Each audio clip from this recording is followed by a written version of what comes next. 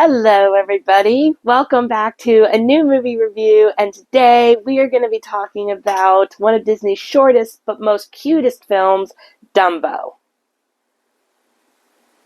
Released in 1941, the story is about a young elephant who is chastised by the people around him because of his big ears. One day, while he and his mom are just hanging out, uh, there's some kids that come and ridicule him, make fun of him, and they go a little bit too far, and Dumbo's mom ends up defending him, and she gets riled up. And unfortunately, this leads her into what I would call elephant jail, and poor Dumbo is left alone.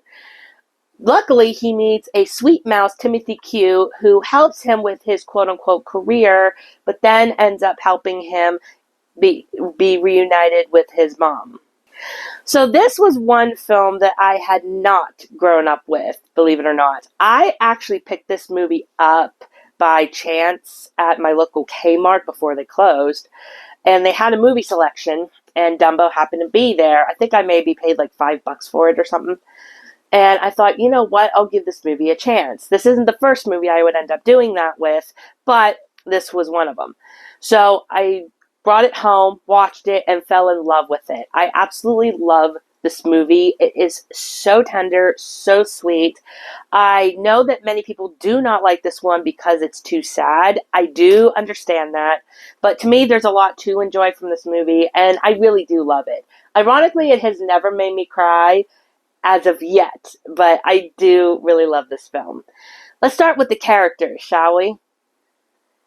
Dumbo is probably by far one of the cutest characters in Disney history. He is so stinking adorable. He doesn't talk. He just makes little squealing noises, but his facial expressions speak volumes. You know when he's feeling sad or happy. He doesn't usually get angry. He, I believe, gets embarrassed, though, which he's just a baby. That's going to be understandable. Um, but he's just so stinking cute. And though his mom is not in the film for the majority, she does leave an impact. She is loving towards him. Even when the stork brings him to her and all the elephants make fun of him for his big ears, she's like, I'm not dealing with that. And she takes care of him and she loves him because that's her baby. That's her son. And you don't blame her for lashing out at the kids who are making fun of him because they go too far. You actually are on her side. And it's heartbreaking when she's put away in a secluded area without her baby. It's really depressing and really sad.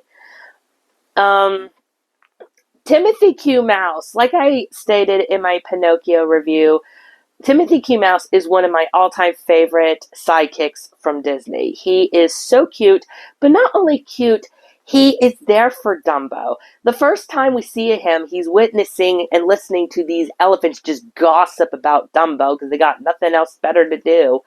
And I always mock the line when he goes, Gab, Gab, Gab, always gossiping. But he notices Dumbo. He's like, what's wrong with him? I don't see anything wrong with him. And then he takes the step. He's like, you know what? I'm going to go ahead and mess around with them. So all he has to do is walk into this room and freak them out because, quote unquote, elephants are scared of mice. So he has a lot of fun messing with them. But then he's very tender with Dumbo. I also love it when they meet the crows and he goes into this big speech about him and what he's been through, losing his mom.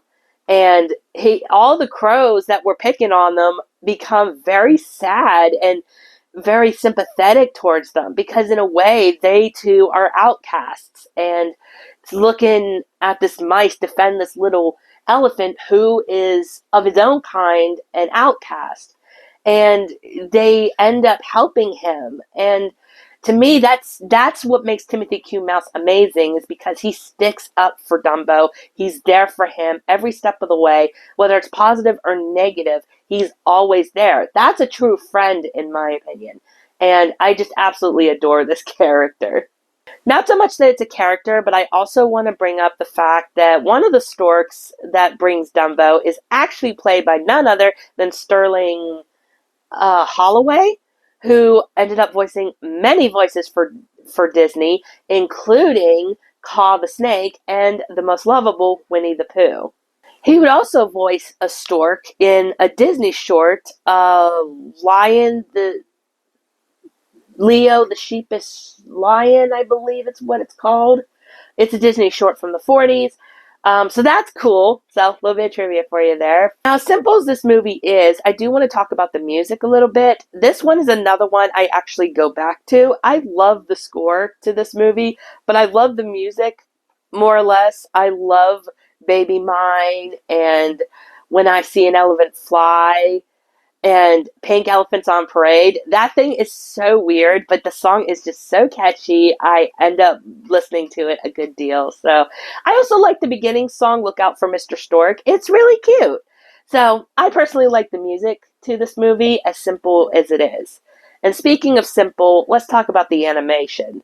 The animation to this film is nowhere near, say, Pinocchio or even after Dumbo, Bambi. But the animation is still worthy to talk about. It's very simple but very cute. There's still many moments in the film where you have great animation. Now, granted, like I said, it's not up to par to others, but for what it was, it's really cute. This movie was never meant to be a full length film. That's why it's a short. I think it's only slightly over an hour, I believe. And that's okay. To me, it's still a really cute movie, and the animation doesn't lack isn't lackluster for its shortness. So there's that. I should have brought this up when I talk about the characters, but I do want to bring up the crows for a second. Honestly, I love these guys. I think these guys are so cool. Yes, at first they come off as kind of picky when it comes to Dumbo, like they're picking on him like everybody else, and that's when they go into the When I See an Elephant Fly. But they end up helping Timothy Q and Dumbo too. So to me, the crows are great. I know they've been painted kind of stereotypical for its time, and they could be quote unquote racist and offensive. I personally don't get that vibe. I think they are painted more positively than anything. Um, but that's just my opinion. But like I said, I like these guys, and I think they actually are a worthy cast to be in the story because they end up helping Dumbo fly. So yeah, there's that. One little trivia before I go is I forgot to mention that one of the elephants in this film is voiced by Vera Felton, I believe her name is, who also was a veteran for Disney. She'd end up doing, I believe, I believe the fairy godmother from Cinderella, but I'm not 100% sure on that. But I know that she did the Queen of Hearts, I believe, and also one of the fairies from Sleeping Beauty. I believe I got that right. If I'm wrong, let me know in the comments below. So anyway, that's about it for this review. Very short and simple, just like Dumbo. If you haven't seen this movie, I definitely recommend it. It's so cute. You might get some enjoyment out of it. And with that being said, I will talk to you guys later when I review my next favorite film, Bambi. So I will talk to you guys sometime soon. Bye. Have a great and wonderful day.